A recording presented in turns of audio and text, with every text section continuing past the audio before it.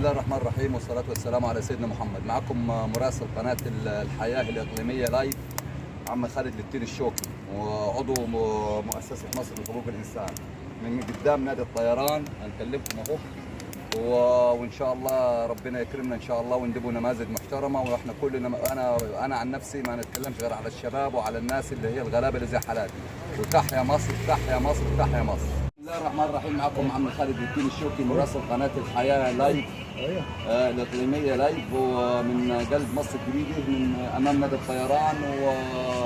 وطبعا أنا النهارده إن شاء الله هنتكلم مع واحد من الرجال القدوة والعمل، وراجل محترم وراجل انسان يعني عنده بتاع 72 سنه وشغال الراجل ومناضل في الشغل ومكافح وراجل محترم. عم مصطفى، ازيك يا عم مصطفى؟ عامل ايه؟ ليك كم سنه شغال هنا في النادي يا عم مصطفى؟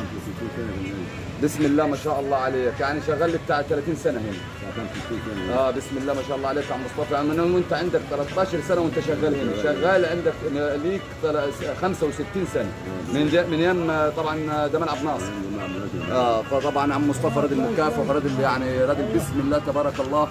وانا طبعا عم خالد للتين الشوكي ومراسل قناه الحياه لايف الاقليميه، ونشكر كل الناس اللي مكافحه. وبرضه عم مصطفى راجل مكافح وراجل محترم وراجل يعني كويس. معاك قد ايه اولاد يا عم مصطفى؟ معايا اولاد، معايا 4 اولاد والحمد لله يعني. وصحتك كويسه يا عم مصطفى؟ الحمد لله. تشتكي من اي امراض ولا حاجه؟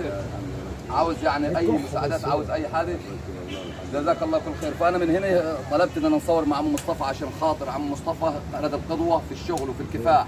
وهنطالب الشباب انه يبصوا للرجل الكبير ده ويشتغلوا، مش يقعدوا على القهاوي ويخشوا النوادي ويطلع من النوادي، لا يشتغلوا ويسعوا عشان احنا دلوقتي بلدنا محتاجه الشغل. وكل سنه وانتم طيبين. وتحيا مصر، تحيا مصر، تحيا مصر. يلا يا